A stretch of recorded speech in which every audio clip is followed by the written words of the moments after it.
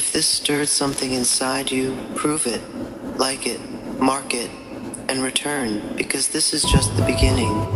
Title: The Carnival That Follows You. Part 1: The Man Who Disappeared Slowly. I lived like dust on furniture, settled, quiet, forgettable.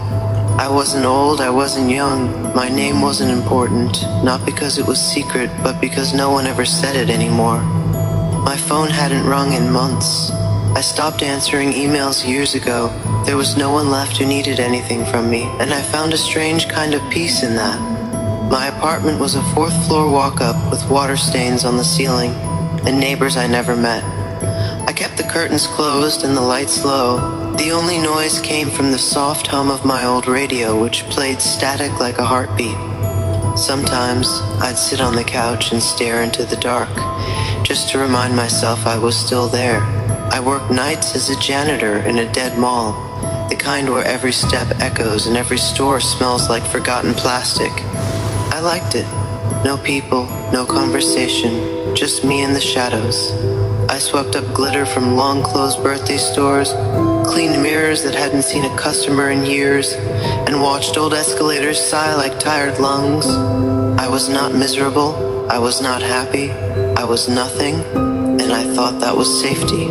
Then the carnival found me. Part 2: The Lights Beyond Midnight. It was a Tuesday, or maybe a Thursday. Nights blur when your life is unchanging. I'd just finished my shift, pushing the mop cart past the broken vending machines out behind the mall when I saw them. Lights, not city lights. These were different, bright, colorful, alive. They shimmered in the distance like a mirage just past the abandoned construction lot. Red, violet, gold, they pulsed with rhythm like they were breathing, and for a moment I thought I heard music, delicate, metallic, like a calliope singing in a dying dream. I stood still. Everything in me told me this was wrong, impossible, but something in my chest leaned forward, as if my ribs had cracked open and my heart had chosen to follow. There were no fairs in this part of town, no events, no posters, and yet I took a step, then another. Part 3: The First Visit. The entrance was an archway of bone-white metal, with faded banners that fluttered in a wind I couldn't feel. Painted across the top, in curling gold script worn to near ruin, were the words: Carnival Nocturne, feed your fun, no price, no ticket booth, just the open gate. The grass beyond crunched underfoot, though it glistened like wet glass. Lanterns lined the pathway, casting shadows in directions that defied the moonlight. The air was thick with sweetness, burnt sugar, cinnamon, a hint of something bitter underneath, like old perfume. The booths were manned by silent figures with two wide smiles. They didn't speak, but their eyes followed you, glittering like stones at the bottom of a cold river. Games flickered to life as I walked past. Rides groaned awake, even though no one was riding them. I felt watched, but not threatened, not yet. A woman in a red velvet dress stood near a stand of candied apples. Her eyes were white, no iris, no pupil, just milky and calm. "You've come far," she said. "Time to taste."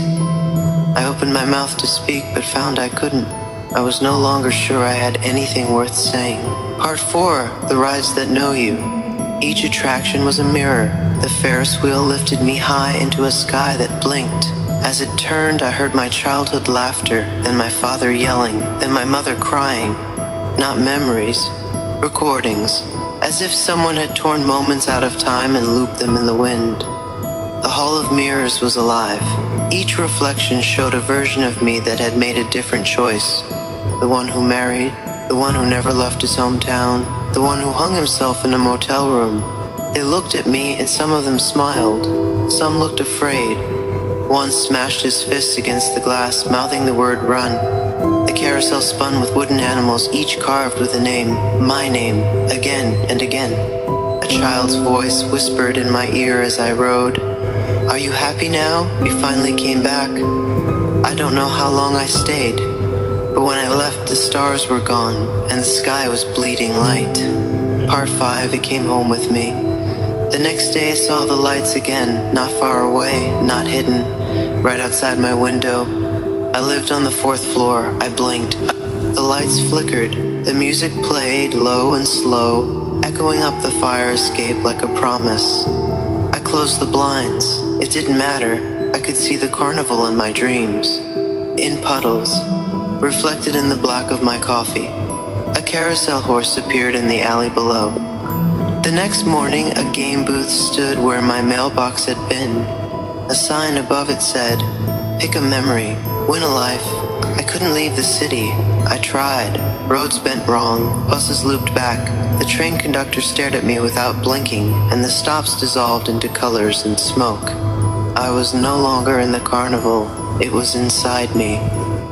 Part 6, The Ticket Master. He arrived without knocking. A man in moth-bitten clothes, face hidden beneath a stitched leather mask, appeared in my kitchen. He sat in my chair like he'd always belonged there, legs crossed, hands clasped. He placed a bone-colored ticket on the table. "You're doing well," he rasped. "They like you." I asked who he meant. He leaned in, mask rustling. "The ones who ride the rides with no name. The ones who scream without mouths. The ones you fed with your fear." "Why me?" I whispered. He tapped the ticket. "Because you were empty. You made room. Part 7, I work there now. I wear the vest now. Crimson, velvet, and cold. I run the booth where people trade regrets for prizes. I staff the roller coaster that dips through nightmares and ends in brief, delicious silence. I smile at new visitors. I offer them apples. I watch them dissolve. I have a name, but I rarely use it, because here I am not a man. I am part of the machinery. The carnival isn't a place. It's a hunger, a cycle, a second chance, and now it follows you.